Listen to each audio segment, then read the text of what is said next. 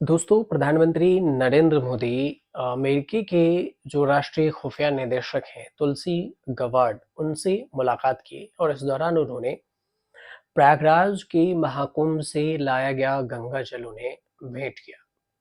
अब महाकुंभ 2025 का आयोजन प्रयागराज के त्रिवेणी संगम पर हुआ था। ये आप जानते ही होंगे और 26 फरवरी को ये समाप्त हुआ। अब इस धार्मिक मेले में 66 करोड़ से अधिक श्रद्धालु पहुंचे थे। लेकिन हम महाकुंभ की इसमें बात नहीं करेंगे।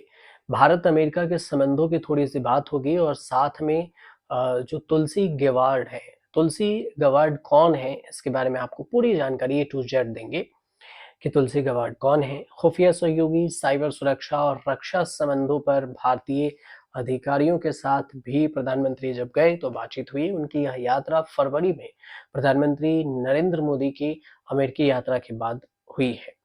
अब यहाँ उन्होंने तुलसी गवार्ड से मुलाकात की और उन्हें भारत अमेरिका के जो संबंध है उसमें प्रबल समर्थक भी बताया। अपनी यात्रा के दौरान तुलसी गवार्ड ने द्विपक्षीय सुरक्षा सहयोग बढ़ाने को लेकर जो बैठक हुई उसमें सम्मेलनों में भाग लिया और वह राष्ट्रीय सुरक्षा सलाहकार अजीत डोभाल की अध्यक्षता में आयोजित एक सम्मेलन में लगभग 20 देशों के खुफिया और सुरक्षा अधिकारियों के साथ शामिल हुई।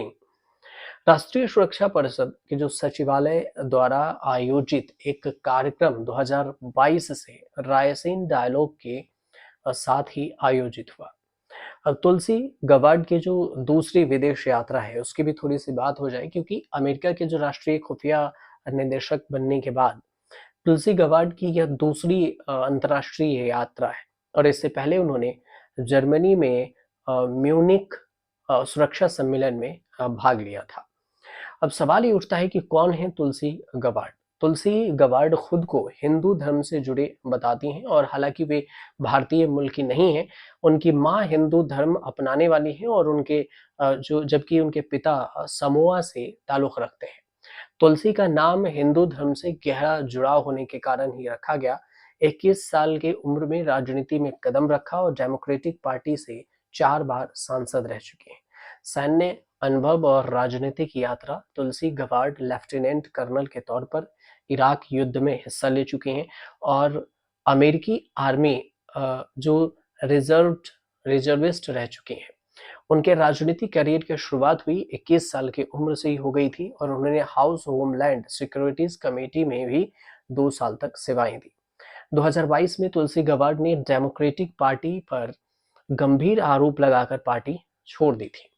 इसके बाद उन्होंने इंडिपेंडेंट उम्मीदवार के रूप में चुनाव लड़ा, मतलब निर्दलीय। और फिर कुछ एक्सपर्ट का मानना था कि तुलसी ट्रंप की उपराष्ट्रपति उम्मीदवार भी बन सकती थी, लेकिन अब वे अवरील हेन्स की जगह पर अमेरिका के शीर्ष खुफिया अधिकारी बनी है। ट्रंप ने तुलसी गवार्ड की नियुक्ति घोषणा करते हुए ये भी कहा था कि गवार्ड अपने साहसी नेतृत्व से खुफिया समुदाय को मजबूत करेंगी और संवैधानिक अधिकारों की रक्षा भी करेंगी। साल 1981 की बात है। 1981 में अमेरिका समोआ में तुलसी का जन्म हुआ। माइक गवार्ड और केरल गवार्ड के घर में इनका जन्म हुआ था तुलसी गवार्ड का, और वह गवार्ड दंपति की 5 संतानों में से एक है तुलसी गवार्ड। 1983 में जब गवार्ड 2 साल की थी तो उनके परिवार अमेरिका के हवाई राज्य में आकर बस गया। हवाई में आने के बाद उनकी माँ केरल में हिंदू धर्म अपना ली और जबकि उनके पिता रोमन कैथोलिक ईसाई थे। हिंदू धर्म के प्रभाव के कारण ही केरल ने अपने बच्चों के नाम हिंदू रख दिया। तुलसी गवार्ड खुद को हिंदू बताती हैं, लेकिन वो भारतीय मूल की नहीं है, ये भी ध्यान दीजिएगा। क्योंकि तुलसी के जो पिता हैं पहले रिपब्लिकन पार्टी 2004 से 2007 तक रहे और फिर साल 2007 से डेमोक्रेटिक पार्टी से जुड़ गए। साल 2013 में तुलसी पहली बार हवाई राज्य से सांसद चुनी गई और 2021 तक वो इस पद पर रही। राजनीति के अलावा तुलसी गवार्ड 2 दशकों से अधिक समय से आर्मी नेशनल गार्ड से जुड़ी हुई हैं और इस दौरान वो इराक और कुवैत जैसे देशों में भी काम कर चुकी हैं। साल 2016 के चुनाव से पहले उन्होंने बर्नी सैंडर्स के लिए प्रचार किया और जो बाइडेन को समर्थन देने से पहले उन्होंने 2020 में राष्ट्रपति पद के लिए डेमोक्रेटिक उम्मीदवार के रूप में भी दावेदारी पेश की थी। गवार्ड अमेरिकी संसद की पहली हिंदू सदस्य थीं और उन्होंने अपने कार्यकाल के दौरान सरकार द्वारा संचालित जो स्वास्थ्य सेवा है, मुफ्त कॉलेज, ट्यूशन और गन कंट्रोल जैसे उदारवादी मुद्दों का समर्थन किया था। 2021 में सदन छोड़ने के बाद उन्होंने कुछ मुद्दों पर डेमोक्रेटिक पार्टी के खिलाफ रुख अपनाया और अप्रत्यक्ष रूप से ट्रंप का समर्थन करते हुए दिखाई भी देती रहीं। पूर्व में डेमोक्रेटिक होने के नाते उन्होंने कमला हैरिस के खिलाफ ट्रंप की तैयारी में भी काफी मदद की थी। अक्टूबर 2022 में उन्होंने विदेश नीति और सामाजिक मुद्दों पर मतभेद की बात कहते हुए डेमोक्रेटिक पार्टी को छोड़ दिया और खुलकर ट्रंप के समर्थन में आ गई। इसके बाद 2024 में वह रिपब्लिकन पार्टी में शामिल हुई। 2015 के जो अप्रैल महीने में जब वह तुलसी गवार्ड की शादी अमेरिका में हुई थी, तो इसकी चर्चा भारत तक भी हुई थी।